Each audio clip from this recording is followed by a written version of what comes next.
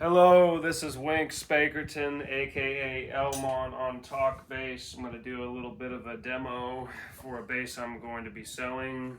This is a BSX Allegro 5-string electric upright bass. Beautiful instrument. I'm getting rid of it because I'm going primarily back to 4 strings, including the upright bass. I'll still have my Upton standard 5-string for when I feel the urge for some low Bs. And I got this is my second one of these to get from Dino. I had one, gigged it extensively with the band Equilibrium, and got rid of it. Gear trading, you know how it goes. What I'm doing today is going to show you some different ranges of sounds. Normally I would keep Velvet Anima strings on these, which I can no longer get. I like that tone slightly better than the steel strings, but I would contend for most gigs this works perfectly well. And I would also say that I would probably have a heavier amp, meaning sound wise and weight, on a gig like this. I kind of like the Ron Carter setup, where you have the amp in the air. I would usually have an a Euphonic Audio 110 with a acoustic image speaker on top. But this Phil Jones works really well. I've played some low volume gigs with this thing. I thought it was pretty appropriate for this. I've got everything set flat. Got it, boosted up pretty good. I've got everything on the bass set flat as well. These have a 3-band EQ on them, bass, mid, treble, and then you can actually go inside the cavity here. I don't know if you can see that in the video. I'll show this more in the for sale thread. You can actually get in here and adjust the individual trim pots for each string. So if you perceived that, even on a gig, like, oh my God, this G string, I just can't hear it through this rig I have, this borrow rig or whatever, you could do that. It's very versatile. And as far as the amplified upright thing, I would contend in my experiences, there's nothing like a fully mic'd up upright bass, moving wood, strings against wood, moving air in the room. It's a beautiful, wonderful sound. However, if you want to get loud and play it with bands, especially if you're someone who doubles and plays electric bass and upright, then you start to enter into this whole new pain in the ass territory. For me, when I hear other guys play, I won't name any names, but there's some guys I've even heard locally who have basses that are over 200 years old. And yet, when you put a pickup on it and you run it through an electric bass amp, it doesn't sound like that. It sounds like something else. And I would contend that this option is, it can easily contend with the amplified upright. Let me be real careful with that, with the amplified upright realm.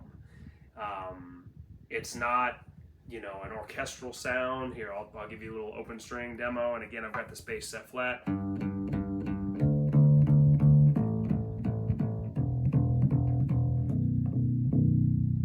it can sound like a big fretless sometimes.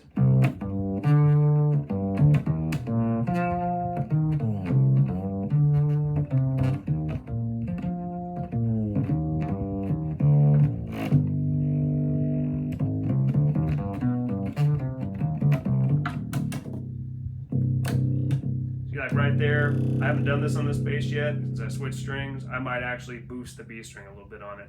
Anyways, that's some basics where I'm coming from on this instrument. I'm just going to play a little bit for you. Just play a little kind of all blues jazz standard. Let me adjust this bout right here. This little piece right here that screws in and out kind of simulates the upper rib of a full upright bass. So you can kind of experiment with that. And I should have found that spot before I did this video, but hey. All right, let's play a little bit on flat. Again, flat.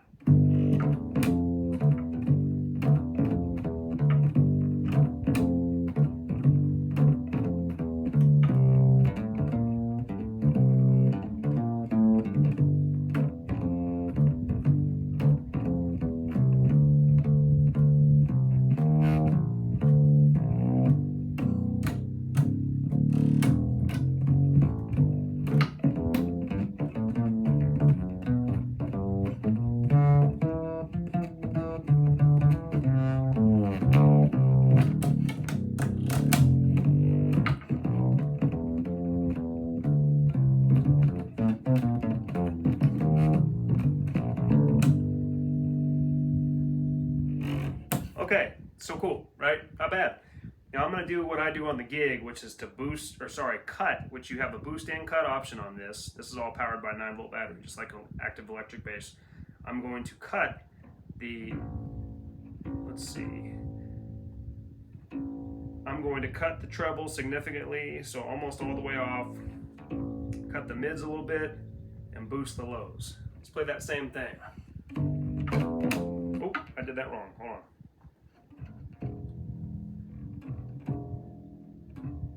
There we go.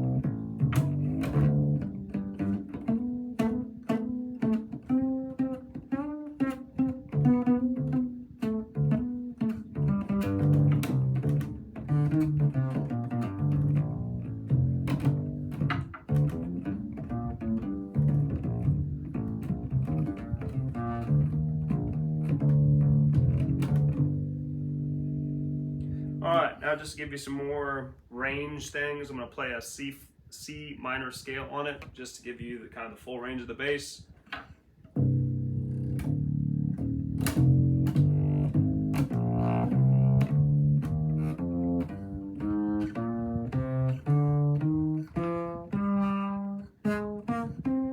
Obviously need to work on my thumb position.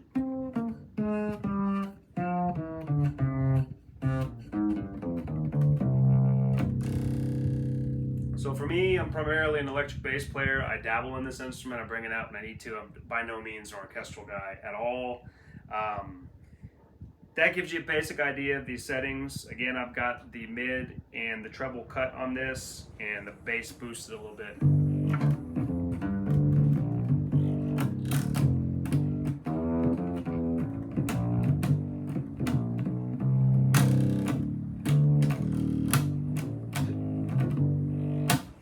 Okay, so anyways, I would say usability of this is twofold. I mean, this setup right here, you know, amp in the air, obviously if I put it on the ground, it would couple a little bit more, get a little bit more bass. I've done that too. It sounds even more full. You can get more like 50s bass sounds, kind of bluegrassy sounds. If you have like an amp on the floor kicked up, like I like that with the EA stuff, you can put that kickstand and, you know, boost it up to your, you know, your legs basically. So the way it breaks down for me is on really small, intimate gigs.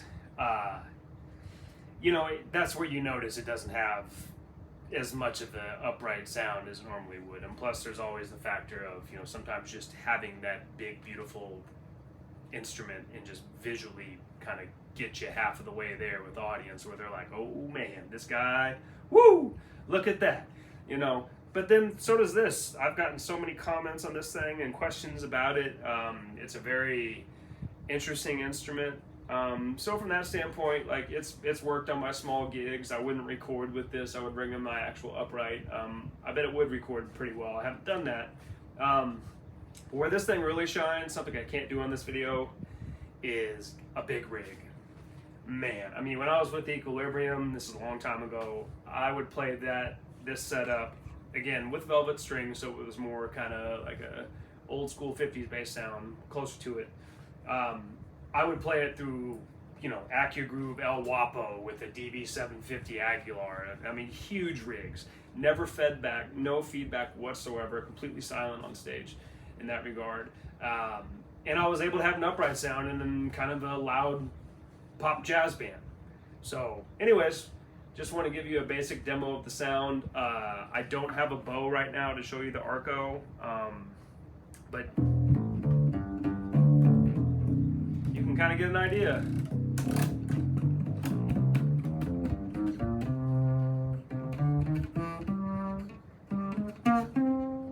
Oh, and there's dots on this too, I don't know if you noticed, which help guys like me who can't transition into thumb position that well anymore. This is a D neck.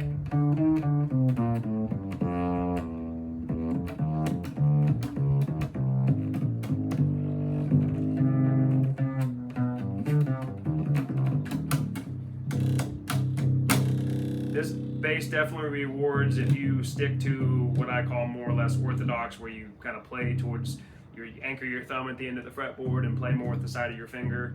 It's easier for me to do since I, you know, have other instruments set up with what they call weed whacker strings, which I prefer a little bit on the tension and the feel. But anyways, beautiful instrument for sale on Talkbass. I'm there under Elmon, and thanks for watching.